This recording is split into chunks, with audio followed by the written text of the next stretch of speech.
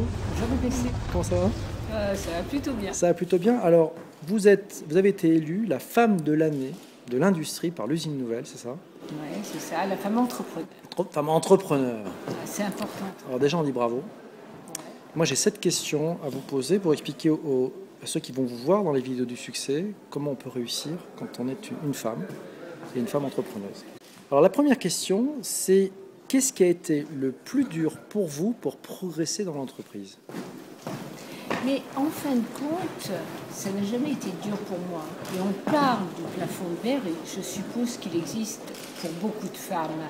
Mais ça n'a jamais été difficile pour moi, tout simplement parce que je me suis jamais posé cette question. Et je pense que c'est important de jamais se poser de questions, de travailler avec la conviction, avec ses tripes. Et puis d'avancer, et puis de trouver des gens super. En fin de compte, c'est aussi un peu de chance, parce que de trouver des gens super qui vous font confiance. Quelle a été la qualité principale qui vous a permis de réussir? La ténacité, la volonté, et puis... et je crois, je suis quelqu'un de très positif. Je suis quelqu'un qui a de l'ambition, mais l'ambition de réussir plein de choses.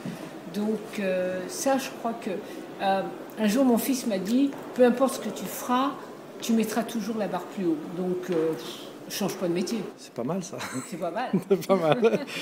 Comment voyez-vous la parité dans l'entreprise? Je la vois comme une vraie valeur ajoutée parce que je dirige des hommes. J'ai du mal à mettre la parité dans ma propre entreprise. C'est difficile de mettre la parité. Pourquoi? C'est difficile parce qu'on n'a pas assez de femmes qui ont, en fin de compte, l'envie d'occuper certains postes. Et je crois que ça fait partie de mes combats. Ça fait partie de mes combats parce qu'il faut à tout prix démystifier et séparer l'envie de pouvoir avec l'envie de faire. Et il faut arriver à séparer les choses. Alors ma quatrième question, vous avez été très longtemps la seule femme administratrice du Syntec numérique. Comment avez-vous vécu cela? Alors avant d'être élue, je me suis présentée 3 fois. D'accord. Ça, c'est la ténacité qui revient. C'est la ténacité qui revient. D'accord. Enfin, ils sont vaches, les mecs, c'est terrible. Voilà. Donc, déjà, la 3e fois, je ne sais pas qu'est-ce qui les a convaincus dans mon discours. Peut-être de plus parler de ma famille, de moins paraître businesswoman, hyper engagée. C'est peut-être ça qui a convaincu l'Assemblée.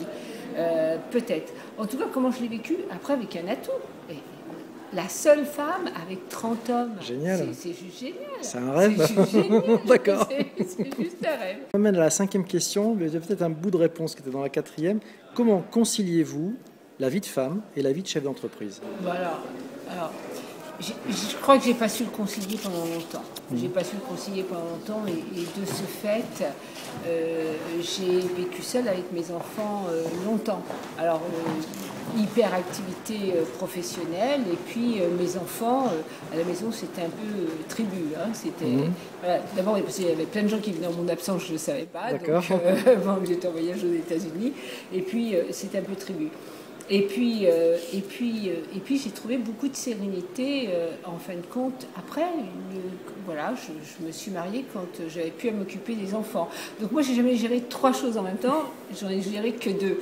Donc c'était jouable. Eh bien, ouais, alors 3, c'est un vrai challenge. C'est un vrai challenge, mais aujourd'hui, je suis convaincue, ça fait partie de mes combats, que le numérique va aider les femmes à gérer les 3 en même temps, ce qui est quand même important, parce qu'un tabouret de 3 pieds, c'est mieux qu'avec 2. Hein. Ça tient mieux, quoi. Ça tient mieux, voilà, tout simplement. Quel conseil donneriez-vous aux femmes qui ont envie de réussir et de devenir patronne d'entreprise? Je crois qu'avant tout, il faut qu'elles aient une passion. Moi, le jour où j'ai quitté le contrôle de gestion, un environnement, et que je suis arrivée dans l'entreprise qui après a grandi, dans laquelle j'ai grandi avec, à l'international, je me suis dit, je suis arrivée chez moi. Et j'étais arrivée dans un domaine où j'étais persuadée que c'était ça. Voilà, ça me correspondait. Alors, il faut chercher, il faut trouver ce qui correspond, il faut trouver ce qui anime la passion qui anime, à partir de là, les frontières du possible, elles sont juste là où elles le mettront. D'accord, la passion, on la voit, vous avez les yeux qui brillent, comme tous ces créateurs d'entreprises, ou même les marins ont les mêmes yeux qui brillent.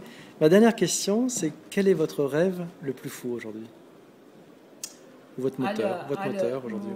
Mon rêve le plus fou, mon rêve le plus fou, mes rêves quand je rêve, c'est je suis grand-mère d'une petite fille qui a 14 ans. Et mon rêve, c'est tout ce qu'elle pourrait faire, tout l'ordre des possibles que je peux lui offrir.